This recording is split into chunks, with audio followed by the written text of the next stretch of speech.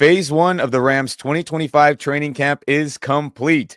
We got news and notes from what happened at camp, and we'll talk about that next on this training camp episode here on the Rams Up Podcast Network.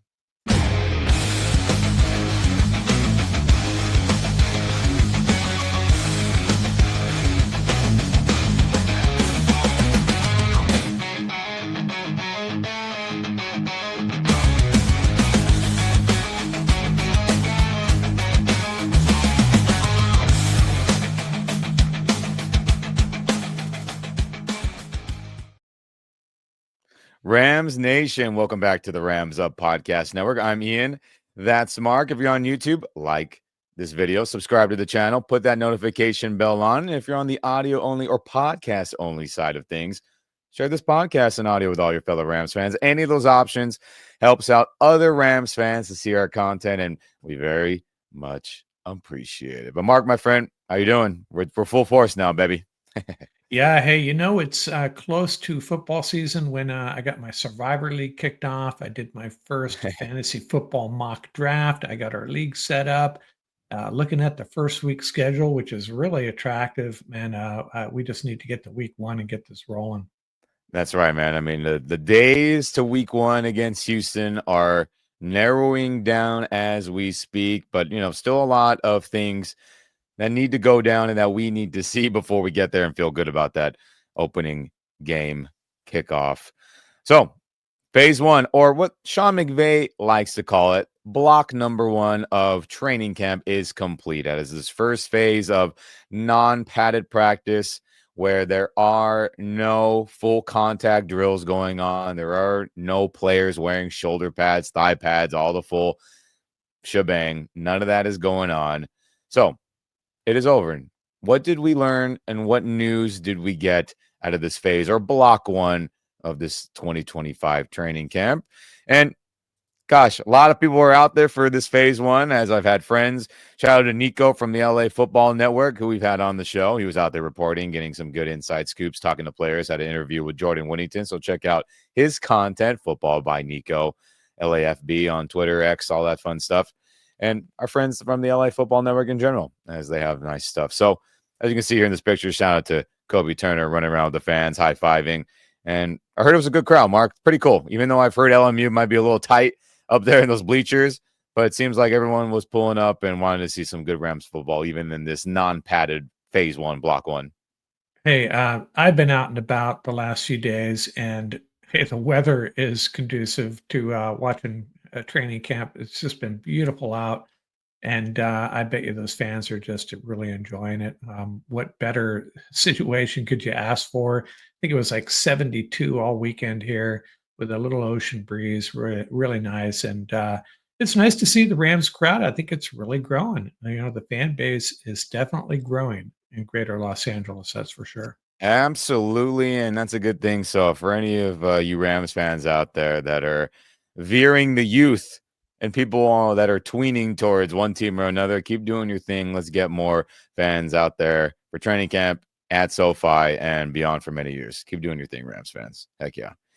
So, what are some news that we learned outside of lots of good fan turnout? Well, some really good positive news. As yes, last week we heard from Sean McVay that Alaric Jackson was in a good spot, but now he was out there still doing stuff on the side. But for any walkthrough drills with the first team, he is out there again, non-contact first team drill reps he is getting. So, I mean, Mark, that's fantastic news. He looks good. Doesn't look like he's lost weight or gained any bad weight. And he's out there. There's been plenty of video. Shout out to everyone who's been taking clips, whether it be professional media, fan media, et cetera, et cetera. And they're showing, hey, Alec Jackson's out there with the first team, and he's getting movement. He's not just, stuck on the sideline where they're so concerned about him. I think that's good news, Mark. Yeah, and I wonder how they're approaching this. And we probably won't know. They'll keep that under wraps pretty much. But hey, man, if he can go week one, that would be great. But I think, even without him, I'm not I don't feel as bad as I did about the situation when I first heard about this. Yeah. Sounds like DJ's fitting in pretty well, but, just icing on the cake if Lyric can go. Yeah, I mean, we're in a good spot with him right now. Now, can things pop up where it'll get worse? Hopefully not. It's a possibility, of course, but things are very, very positive. And again, like you mentioned, when we first got this news, we're like, yeah, he's missing half the season minimum, but he might be on track to play week one if the progress, this positive progress, continues. So great news, Rams Nation. Alaric Jackson is out there getting some first team drill reps again for non-contact, very walkthrough stuff. He's not hitting anybody, not getting in contact with anybody, but that's better than nothing. What we thought a month and whatever it was ago. So great news, Rams Nation. You should feel good about that, and we do too. But what are some other things that have been popping up that maybe not is so positive? Well, well, let's talk about it, Mark, as we were very, I think, split on this last time we got together, but I think it's important to bring this up yet again. As McVay says, Stafford will miss a second week of practice, as this was not the original plan he mentioned to us earlier in the beginning of this phase, block one of training camp. And well, where's my evidence of that? Well, let's pull it up. How about good old Stu Jackson from the Rams, who does great articles and writing for the team?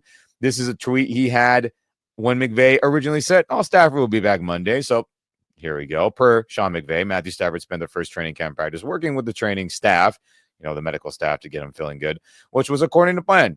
McVay said while Stafford could be out of practice during this phase one, it's most beneficial to get him to feel as good as he can before he will return to practice on Monday. Again, this is what McVay originally said in the beginning of phase one. Now we fast forward a couple of days later, and the tune is different.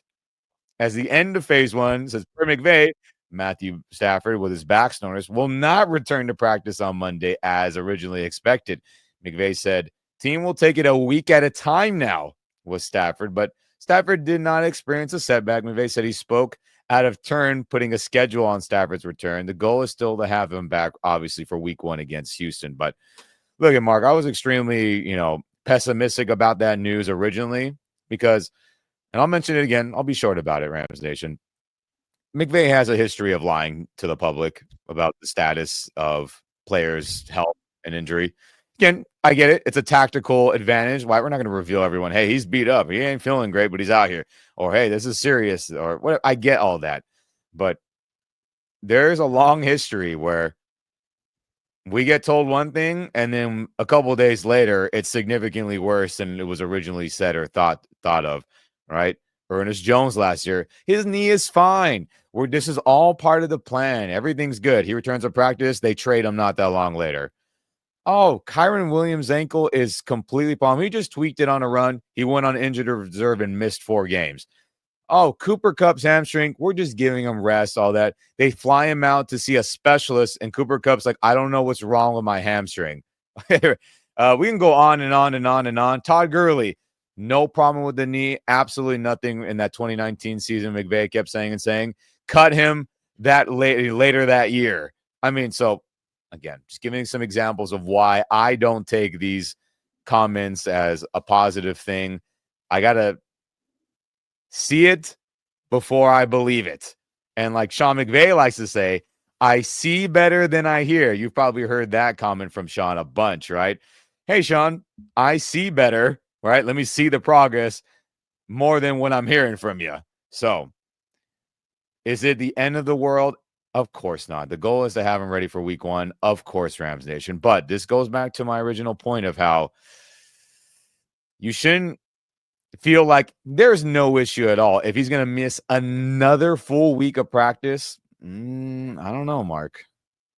Yeah, a few things. One, I want to mention that I got a little pushback talking about Stafford in the back too much on the YouTube channel, but hey, we're going to continue talking about this because it's a pretty big deal. And what troubled me with that statement is that last sentence: "We'll have him back for week one." I wish they had worded it that he will be good to go week one. We're going to get him back well before week one, hopefully. This is a team that Sean McVay has said he's going to diversify the offense, going to mix in some new 12 personnel. We've talked about 21 personnel, using wide receivers in different ways, different types of wide receivers in this offense. and then, you don't have your starting quarterback for 2 weeks or longer, so that's not good. I don't wanna, I'm not trying to pull the fire alarm here. That's, Matthew Stafford is a very experienced and talented guy, and he'll be good to go in week 1, I'm sure, but it's still less than ideal, let's just face it. Yeah, I mean, let's be real, Rams Nation. Remember they speaking of another example, remember in the 2022 campaign when Matthew Stafford was resting his elbow. Oh, just some stuff. We want to make sure his arm's feeling good. He's got a little tightness. Actually, he had a serious issue where he was getting injections into his throwing arm, and they hid that from us until after. And Stafford and others came out saying, yeah, that was pretty serious.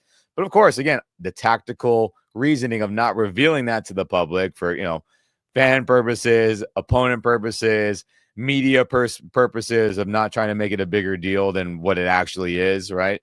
So that's another example with Stafford. They hid that from us for a full year, and Stafford and all of them admitted, man, missing majority of those training camp was very, very negative and very, harmful to the progress they could have made with then wide receiver Allen Robinson, Cooper Kupp, and other guys. As you remember from that Buffalo game onward, it was Stafford was just force feeding Cooper Kupp because he had no chemistry with other guys. So hopefully that will not be the case. Obviously, he's thrown with Devontae Adams and he's familiar with Tutu.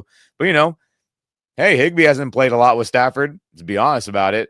Terrence Ferguson, that'd be nice if he was catching passes from Matthew Stafford and getting used to some no looks and all that other stuff.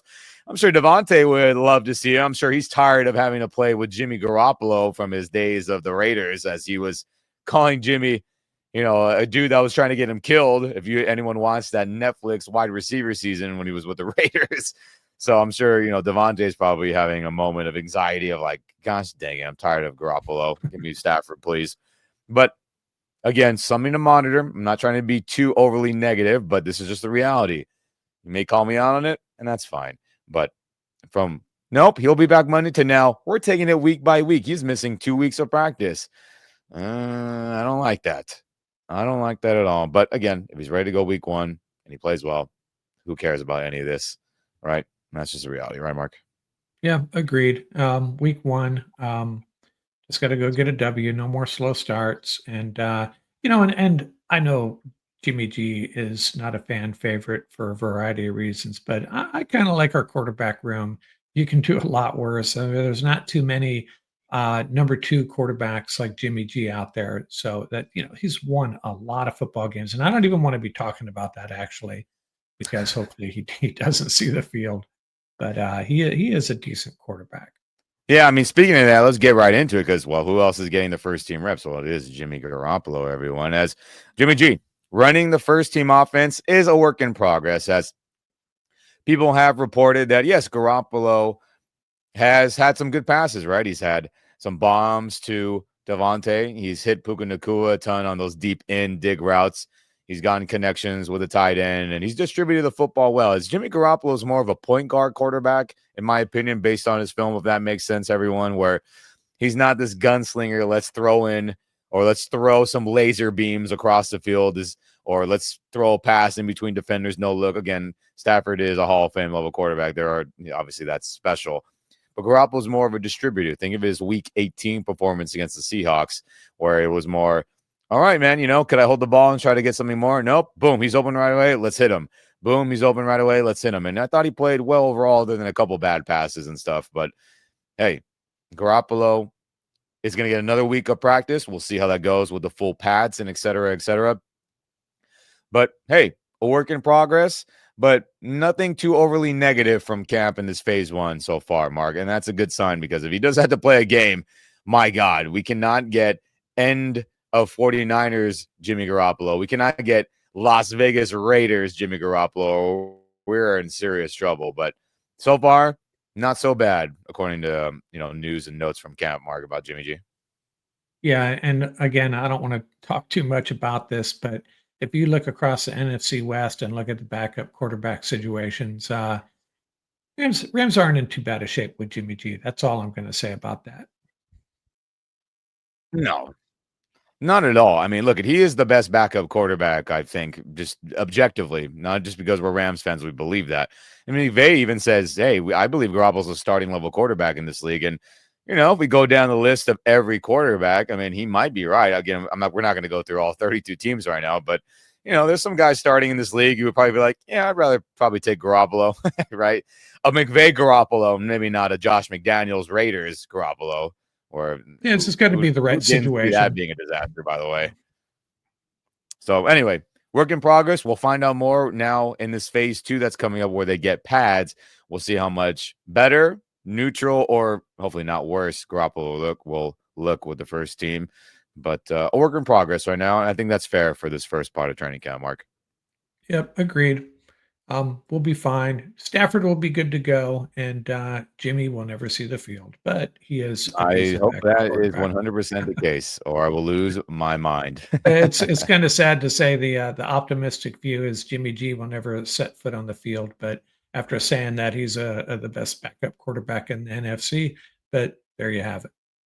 There you go. And that's just how it goes sometimes. So, Rams Nation, what's some other injury stuff that's been going on as well? Well, unfortunately for our team here, cornerback Akello Witherspoon and inside linebacker Chris Poop Hall Jr. have not been practicing as they are both dealing with a calf injury, which is unfortunate, honestly. As Akello, this is one of the first times in quite some time he's been a part of a training camp this early in the season, where the last couple years, as he has been a Ram, he has not participated heavily in training camp, for the most part. In past years, yes. And in other years, no OTAs, no nothing. But, it's unfortunate. He just hasn't got a full year of work leading into a season in quite some time now that he's missing practice. But again, Sean McVay did say he is day to day. We'll find out if that's actually the truth or not if he gets out there, right?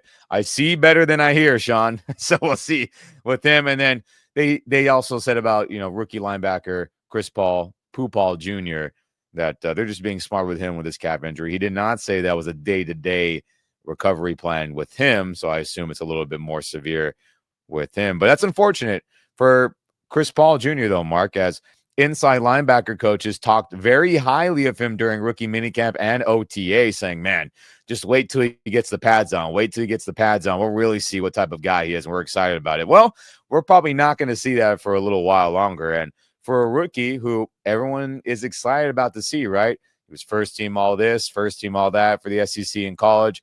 Had some really good tape. There were some flaws in his game that I saw, but there's stuff that I really did enjoy. And people are like, yeah, he should be a starter.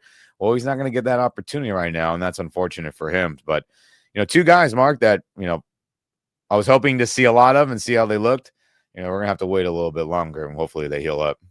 Yeah, it's hard for me to relate. I have never had a calf injury in my entire life. I don't even know how a calf injury manifests itself. I can only guess, but the soft tissue injury of some sort, apparently. But Witherspoon, you look on the bright side. Maybe we'll talk about another cornerback that's maybe getting some extra playing time and benefiting from that. And, Chris Paul's probably not going to break into the starting lineup, if at all, until midseason, I would guess, anyways. So I'm not too concerned about that. I think he's probably going to be a big special teams guy. So hopefully they both bounce back pretty quickly here.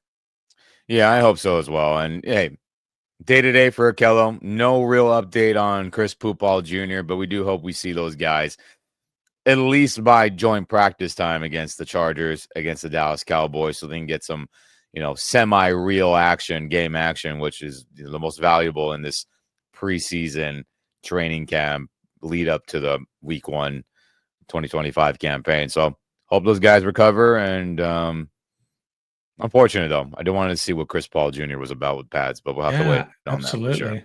Yeah. We will have to wait, Rams Nation. But because Akello Witherspoon is not, out there with the starting unit, who else is getting some reps? Well, I'm sure you probably all guessed it. Cornerback Emanuel Forbes Jr. getting first team reps on defense, playing outside corner there. As because no Akello, there is opportunity. And the Rams do like to rotate in guys. As last season, you saw Akello and Darius Williams and Kobe Durant all play a significant amount. They like to keep bodies fresh. That's just the mentality of this Shula, Sean McVay defense. And so, who's going to be that third corner? Well, Emanuel Forbes is getting his opportunity, as Sean McVay said, and Kevin Demoff have both said uh, on multiple appearances, ESPN LA, team interviews, that hey, we had a program for Emanuel Forbes Jr. We need to get it. We wanted to get his playing weight up significantly. They said he's done that. He's playing at an acceptable weight, Sean McVay said, as we all knew he was skinny as hell when he first got here when we claimed him off waivers. And we were like, is that realistic for an NFL football player to be that thin? But apparently he's bulked up at a great weight that everyone is comfortable at, the team is comfortable at, and he's out there making plays, Mark. He's, gone up against Devontae, made some plays. He's gotten beat by Devontae. I mean, most people do, but he's out there getting his hands on the football, breaking passes up, and that's a good sign for somebody who got given up on, right? A former first-round pick, or one team, not even a full 3 years into his rookie contract with a fifth-year option, they bailed on him.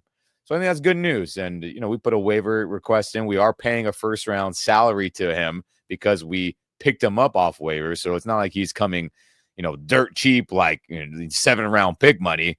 So it's good to see that, hey, he'll have a shot to get some playing time with Akello out, and we'll see what he's made of. And so far, so good in phase one, Mark. Yeah, and, coming out in the draft, he was listed at 166, and he looked Yeah. like he was 166 last week, that first, when he first showed up with the Rams. They list him at 180 now, so apparently he's put on 14 pounds. I'd be interested to see if he looks like he weighs 180. Anybody, watching, the training camp sessions. But, suddenly, our cornerback room of, we've talked about this. We may not have an elite cornerback, but if Emmanuel Forbes is, as good as he appears to be, and throw in Kobe Durant, who's playing really well, suddenly the Rams have 4 decent cornerbacks, right? It's not a bad group at all. Yeah, not a bad group at all. And I think that's important that we talk about Kobe Durant immediately right now, Mark, as you bring it up, as Kobe Durant and Jordan Whittington are both guys through the entire phase one, block one of training camp have been making plays every day of practice. As here's a fun little picture of both those guys, getting, Kobe Durant smiling, trying to punch out the ball for Jay Witt, and Jordan Whittington running the ball well like he does yards after catch. So both guys, and we'll start with Kobe Durant, to your point there, Mark, about a starting corner. I mean, he's another guy who has been getting his hands on the football consistently through this phase one. And again, if Akello cannot go, or he has to miss game action for whatever reason, not just week one, but anytime during the long stretch, I feel good about Kobe being out there playing outside corner. And again, I know tons of people want him to play slot because of his size and his quickness, or play the star position, the nickel corner, whatever name you want to call it. He is better on the outside. The film doesn't lie. His own words of saying, I'm more comfortable on the outside, as he said in years past. A lot of people don't want to play that star nickel. Even Quinn Lake doesn't, but he's good at it. And again, if he has to play that outside corner opposite of Darius, or even opposite of Akello, I mean, I feel good about that. And that's a good feeling, knowing that you're, I guess, pseudo third corner is a starting level guy that can play some good football, as we saw last year and the playoff tournament. He was playing well. Yeah, it's a well-rounded group. It really is, and we'll see who the fifth cornerback might be, and how. Going off track here a little bit, but that's the biggest question mark for me is what defensive backs end up on this 53-man roster. But the top end, the top 7, 8 guys, pretty solid. Yeah. And Kevin Demoff has said many times that they feel good about this group. And Sean McVay has said the same. And, Kevin kept it a little more objective about it. He's like, hey, we're going to give the Charles Woods of the world and others opportunity in preseason to show what they got. They've been with us for a year plus now. And we feel good about obviously the top guys, right? The 4 that we've mentioned already. And we're going to see a lot of action of the young bucks. And we're going to find out if they are, respectable, worthy football players to make the team and contribute in some shape or fashion if they have to get out there and play some starting defense in a pinch, or, Yeah, in case a break glass scenario where everyone's down and they got to play. Like, can they handle themselves? And we're going to find out. But I feel good about it so far, Mark. I do. Yeah, AJ Green, a bigger cornerback, and you got Hmm. Josh Wallace, and you mentioned Charles Woods. There's Yeah. some guys that they did get some playing time last year, so they just need more playing time. We need to see more of them, and one of those guys is probably going to make this roster, I think. Yeah, for sure. We got to carry 5 corners at least, probably 6, special teams and how many guys rotate in different positions. So we'll see. We'll find out. But again, Kobe Durant, Emanuel Forbes Jr. making tons of plays on the football thus far in phase one. I think that's a good sign, and you should feel good about that, Rams Nation. And now on the opposite side of who's been balling out during phase one, Jordan Whittington. As many people have been impressed with him who have been watching him during this phase one of training camp, as every day he's been making a big catch, a good block, a touchdown, whether that's been with the starting offense, the second team offense, no matter where he's been in terms of starters, non-starters, he's been making plays, Mark, and that's a good sign. I mean, I've really enjoyed the trajectory that Jay Wood has been on. We were excited about him when we saw him in the preseason, and right away you can tell guys are like, okay, he's making the team immediately. And if he had to play, we feel good about it. And Jay Wood was one of those guys last year during this time in preseason and beyond. And when he got some action in the regular season, I was comfortable with him playing, and I thought he needed the ball more, truthfully. But it's good to hear that. Speaking of depth, let's say Puka goes down again, or Devontae, he's a veteran, he has to miss time because of something, or Tutu gets banged up. We should all feel fantastic of Jordan Whittington going in there and getting reps. There should be no super drop off. And realistically, production offense shouldn't drop off as you can get him the ball in other creative ways. And it's good to hear that he looks better and better from when we saw him last year, this time to now. I think that's good, Mark. Yeah, and remember, this is a guy that was Steve Sarkisian's favorite player ever, apparently. Crazy. And what I want to see, though, what I'm really hoping for is, I mean, we love Puka and we love Devontae. Obviously, the Rams, they're probably going to go 11 personnel a lot. I want them to rotate these guys in and give Puka and Devontae some breathers. Don't wear them down early in the year. Get Tutu and Jordan out there. Get Tutu and Jordan out there together, Yeah. uh, and and um, and maybe even Mumfield. And we go to if we go to 21 personnel, we're down to 2 wide receivers. I don't know if that's going to happen, but and we go to 12 personnel, right? It's going to reduce the snaps from one of these wide receivers. But I'm still hoping that Tutu and Jordan, their snap counts go up rather than staying steady like it was last year, because I think they both have a lot to offer for this offense. It'd be interesting to see who ends up, what the pecking order is between Whittington and Tutu. Even we'll have to see. It's true. I mean, some people are like, hey, Whittington will probably push for a starting spot, which, I mean, hey, may the best man win. Obviously, Tutu got paid $10 million, so there's a lot of money incentives for him to see the field finally, which we all agree that he should see the field more. He is productive when he gets thrown to and is out there. But we will see a lot of Jordan Whittington, Mark, Rams Nation. We rotate in receivers. We're a very wide receiver heavy offense. So obviously 11 personnel, right? 1 running back, 3 wide receivers, 90+% of the time. So he is going to play significantly. Now, would it be heavy, heavy snaps? Probably not, but let's see if he earns it. I have no problem, Jordan Whittington playing a bunch for us as good run blocker, very good, pseudo fullback in the run game, right? Lead blocking, Right. linebackers, and D tackles and D ends, which is miraculous. Rams keep finding guys that could do that. And then, hey, get him the ball in his hand, screen, kick return, jet sweep, a reverse. I mean, he needs to get the ball in his hands, and he's good. I mean, he didn't break all of Eric Dickerson's, Texas State records for high school for no reason. The dude is electric and can get open in the field and run around guys and run through guys. So regardless of whatever his pecking order is, he needs to touch the football. And I think if he does on a consistent basis for us during the regular season and beyond, I mean, I think good things will happen. So good to hear that Jordan Whittington is doing well, Mark, for phase one. Yeah, and I would be okay with him taking 10 snaps away a game from Puka. Puka just he gets beat Yeah, up, such a I know. physical style play that he and Whittington is very similar. So give Puka some breaks, get Whittington out there for 10 extra snaps or so. Yeah, I'm on board with that for sure. And speaking of wide receivers too, though, Rams Nation, I know Mark brought up Konate Mumfield. Apologies on his first name pronunciation. I'm still getting that wrong. Give me some time, Rams Nation. But Mumfield, he's been working with the second team, but he's been making tons of plays and he's trying to earn a roster spot. As he is a 7th-round pick, Rams Nation. Nothing is guaranteed for those guys. Literally, I mean, I even think from rounds 5, 6, and 7. I mean, rounds 4 and up, higher draft capital, more money guaranteed, more expectation, right? But 5, 6, 7. I mean, if you make the team, great. If you don't, we took a shot on him. We took a flyer on him.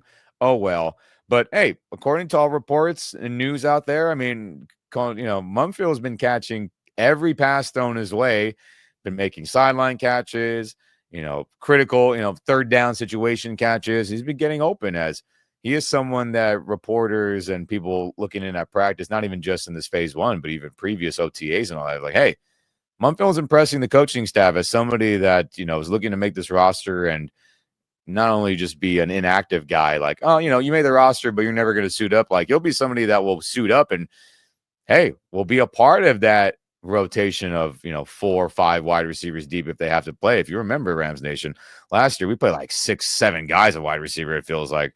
All right, Nakua, Kupp, Tutu, Jay Witt, Demarcus Robinson, Xavier Smith. Who am I blanking on too? My goodness, Mark, apologies, and everyone out there. Tyler I'm Johnson. sorry. Tyler Johnson. Right, that's Tyler 7 Johnson. guys that all played. Right. And a lot of them made some big time plays and catches for us in big games last year. So, hey, he's going to have a shot to do that, Mark. And, hey, just working with the second team, he's doing well. And that's good to hear from a 7th-round rookie in this phase 1 period of training camp thus far. Yeah, I think he's locked up a roster spot. Maybe it's a little early to say that, but by all accounts, he is a real deal and a guy that's in the future at some point going to contribute. Now, if he's active on game day, may depend on if he can contribute on special teams, and I do not know if that's the case with Mumfield. But yeah, I think he's our number 6 wide receiver for sure. Yeah, absolutely. I Or is mean, it 5? I Whatever think it number is. 5 right He's now, honestly, yeah, yeah. yeah, Shout out to Xavier Smith. I mean, I like him. He's got some speed and he's got return ability for the punt stuff. So, hey, he's probably going to make this roster if he continues doing well. And we will see tons of him in the preseason, I assume, which would be right. cool. We'll see if he's legit or not. And we'll find out pretty soon as guys that are legit, pop off the screen for Rams preseason games. As, we have a different flow of things compared to other teams. But good on Mumfield. I'm glad that he's doing well. And for a 7th-round rookie, nothing's guaranteed, but he seems like he's pushing to guarantee himself some guaranteed money and a roster spot. Good on him for that in phase 1 thus far. Speaking of offense too, Rams Nation, and we talked about this player last episode in his comments to Rich Eisen, and that would be Blake Cororm, running back number 2 right now for the Rams. But Blake Cororm, according to news, reports, and notes from this phase 1 of training camp, is looking more explosive in this second season that's coming up as he's been looking good and juking guys out, being very agile in the hole, meaning right when you take a handoff and right when the gap opens up. How are you looking if linebackers or D tackles in your face? Can you avoid them and get some positive yards? He's been doing that. And people said he looks even faster too compared to last year and even his time at Michigan. So good on him. That's incredibly great to hear as, again, he is somebody who I believe if he gets more opportunities, again, I'm a Kyron guy. I think Kyron's a good running back and is, Pro Bowl worthy guy. But the stats and what we saw on film last year don't lie, Rams Nation. When he got his opportunities to make a big play and a big run, juking this guy out, cutting here, cutting there, and getting a 30, 40-plus yard run, which he kind of did quite a bit for his limited carries, I think he can be a serious difference maker on the ground game. Again, I'm not saying take the ball away complete from Kyron, but Blake deserves more carries and opportunities, in my opinion. So good to hear that he's looking better and better as this phase 1 goes on. I'm expecting a lot from him if this continues, Mark. Yeah, and it's, as you look through this roster and skill position groups, every one of them, we're kind of stacked. Quarterback, running back, wide receiver, tight end, and Blake Corum. Yeah, I'm kind of hopeful too. I think the bottom line, let me put it this way.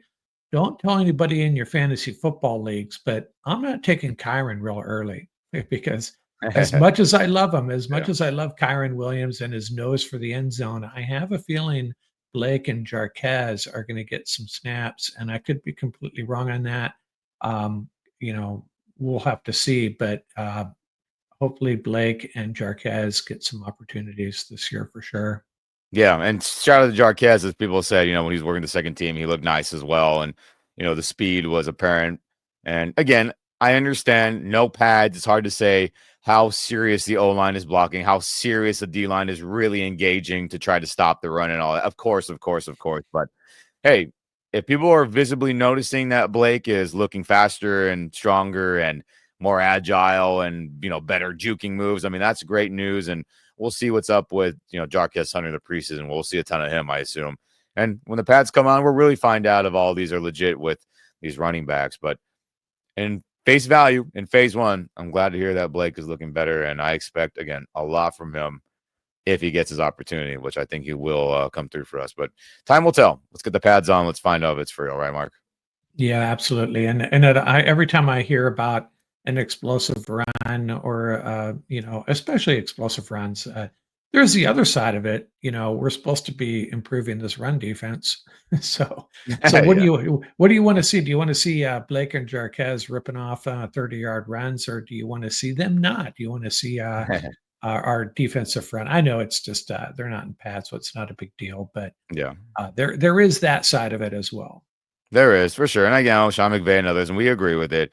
Hey, this isn't real football yet, right? Get the pads on. Let's start thumping and hitting each other, more serious, and that will tell if guys can play or not. Of course, of course. But hey, thus far, I'm happy to hear that Blake is running the ball well and looks better, for sure. And speaking of thumpers and someone who's known for his tackling, shout out to our new signing at inside linebacker, Nate Landman, as he is, as of right now, today, the Mike Green Dot signal caller. He is the guy receiving the calls from defensive coordinator Chris Shula via, microphone or headset, walkie-talkie to his ear in his helmet. And he's been doing a good job, everyone has said thus far, as he's been flying all over the place. He's been at the point of attack for pretty much every run play and et cetera, et cetera. And he even had some punch outs, which he's known for with his time with the Falcons, as he was somebody who was able to always do a peanut Tillman punch. Shout out to Charles Tillman from Chicago Bears, as he was famous for always literally punching the ball out from ball carriers, as Landman had, as a reputation for doing that as well.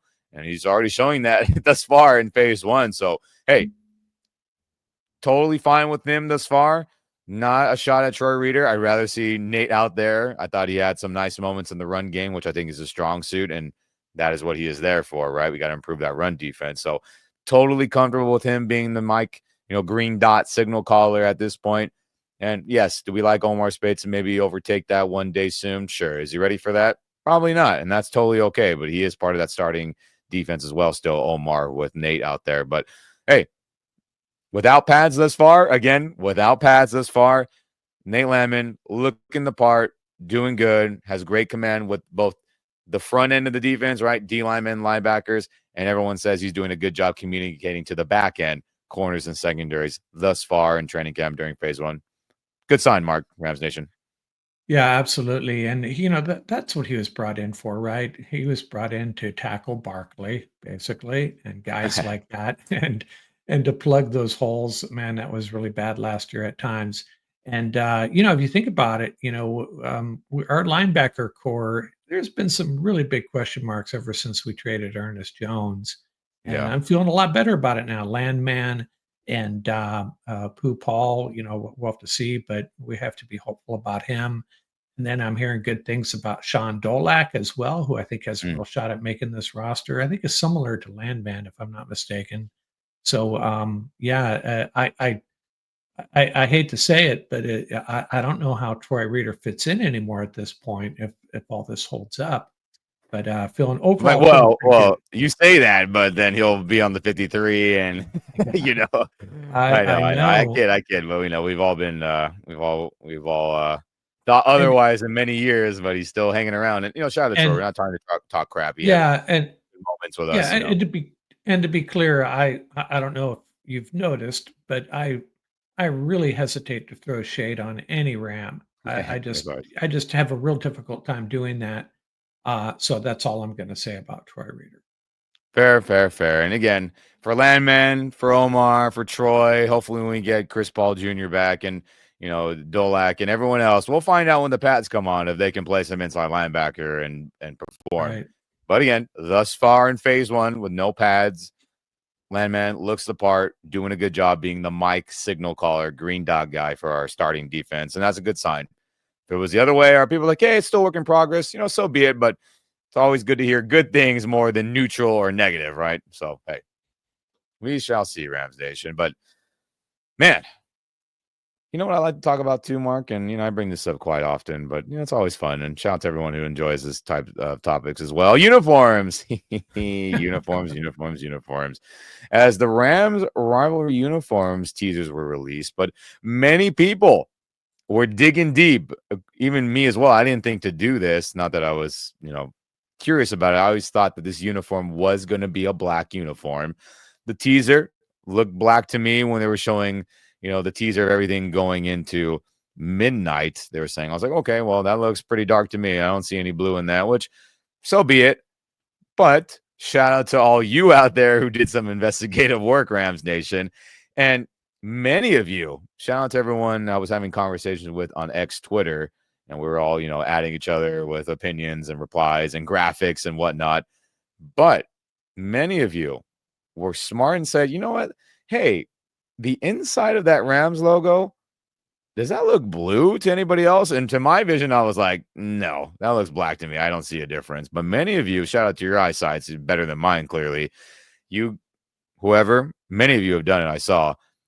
Cranked up the saturation, cranked up the brightness, cranked up this, cranked up that, Photoshop this, Photoshop that to mess with saturation and colors and stuff. And many of you figured out and showed evidence that inside this rivalry's uniform logo, alternate logo, that yes, the inside of that is not black. It is navy. Now, this picture of you here on YouTube with us is edited, meaning that the saturation and brightness and other settings were boosted just to see the contrast. Like, hey, is that actually black or is that just a super dark shade of blue, navy, right? And it is based on this photo here. And many people, different people, did it in their own way. And it's like, yep, this is blue inside. So, with that said, I am feeling so much better that this uniform is likely going to be some version of blue instead of black, Mark. Why? Black, it's starting to get played out now, right? Washington has an alternate black uniform. Steelers are black. Gosh, so many teams. Raiders have black in the Stars game. Bengals have black. Cardinals have an alternate black uniform. We can go down and down the list of people. I just can't think of. Colts have an alternate black uniform for whatever reason. And there's so many others that I'm sure will continue to pop up. So for us, when we have nice colors, right? Royal blue, darker yellow. Now this more modern, brighter yellow we use.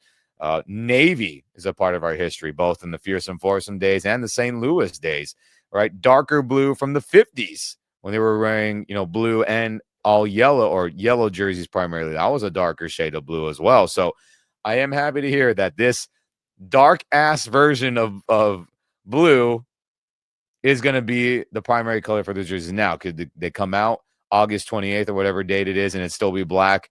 Probably. That would be disappointing, but shout out to all your guys' detective work on this logo and whatnot.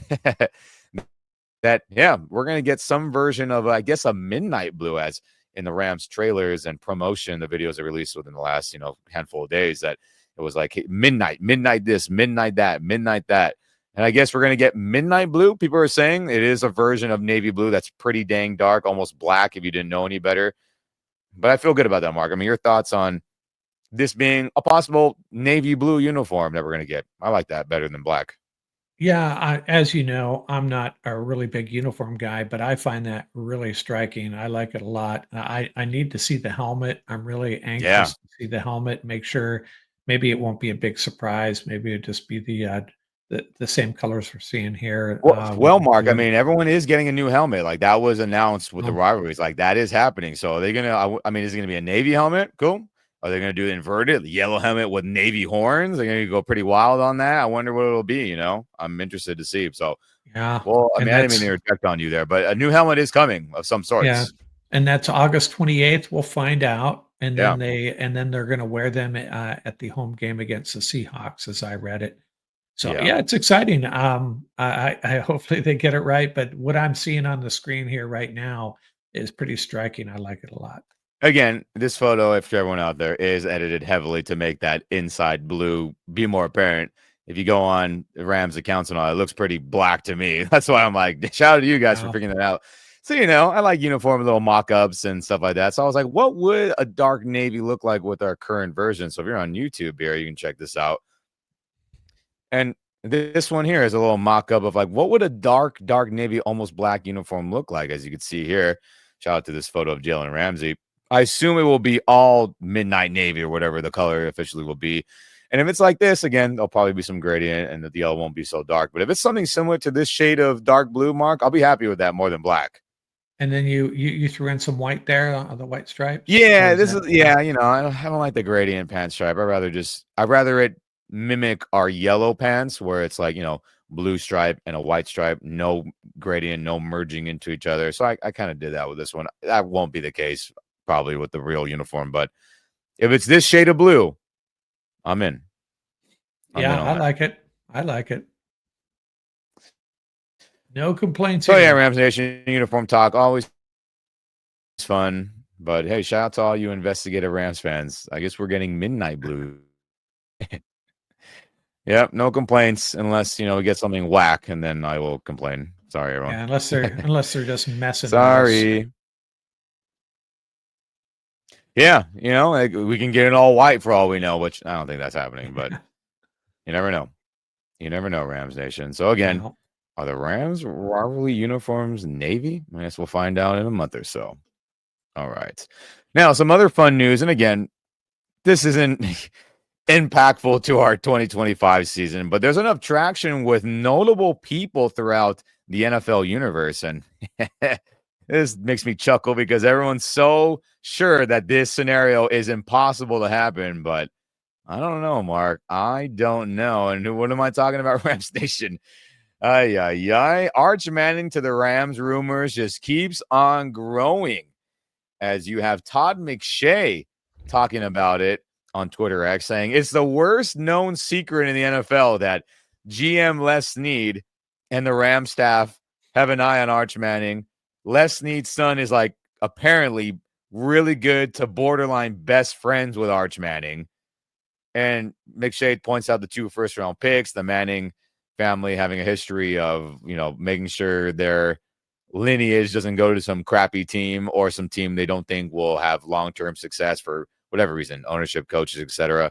And then Charles Robinson from Yahoo Sports, who is equally as credible with reporting, had an insider report of like, yep, talk to the Rams staff, and they view him as Josh Allen-esque, that the ceiling of him could be Josh Allen. And Robinson quoted that, like, hey, I talked to people from inside the Rams building. Now, is that Les Snead? Is that Kevin? Is that Sean?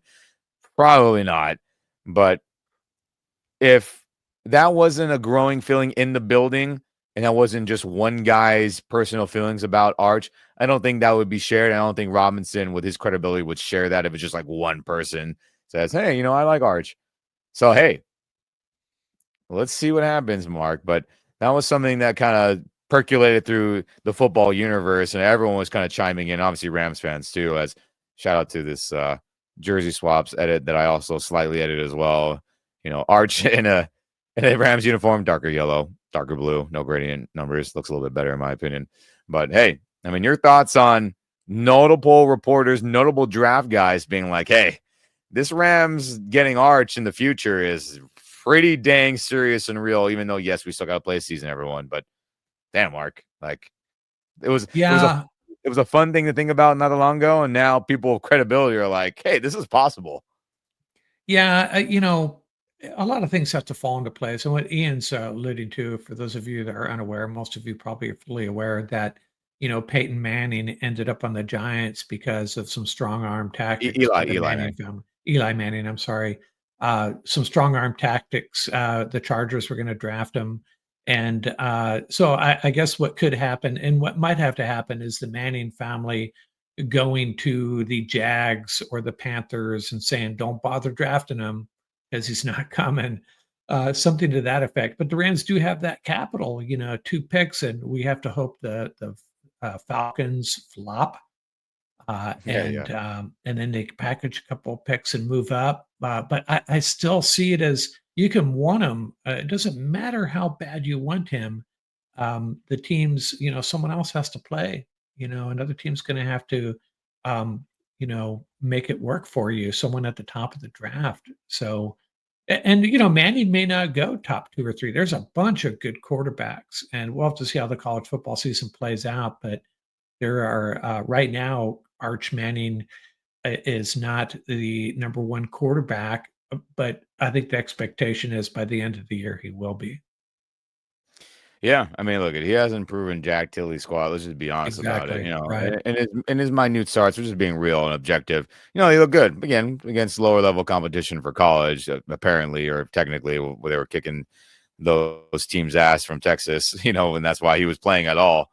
So we'll see. We will see. But again, in Charles Robinson's report, the Rams view him as a Josh Allen-esque type of guy, where they're comfortable with drafting him and having him sit behind Stafford for a year, doing the Alex Smith, Patrick Mahomes, or the Brett Favre era.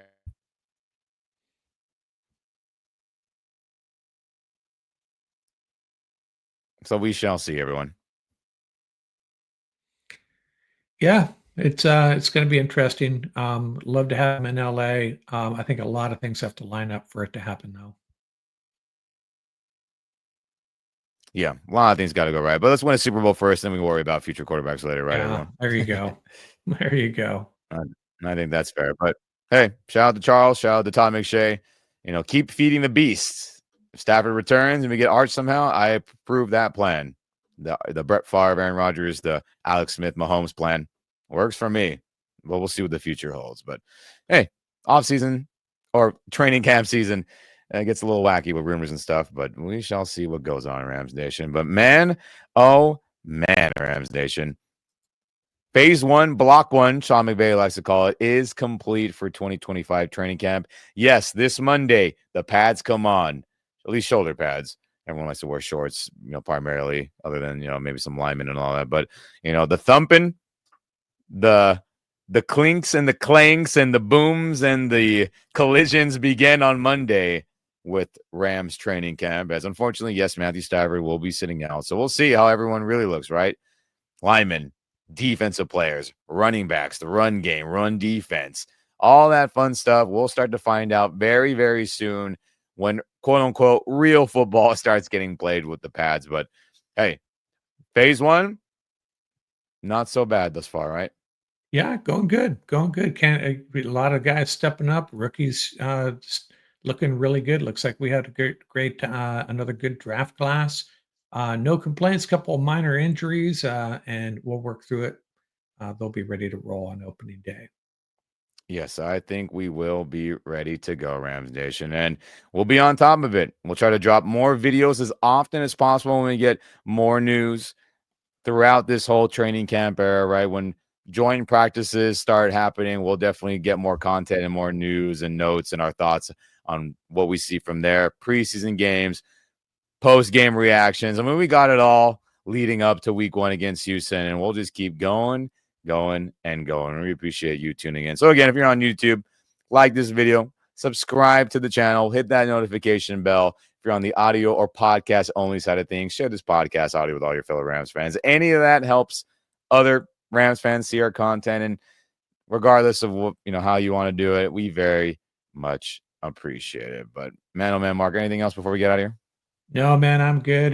Good episode. Love talking about our football team. And hey, we got a lot to be excited about. That's for sure.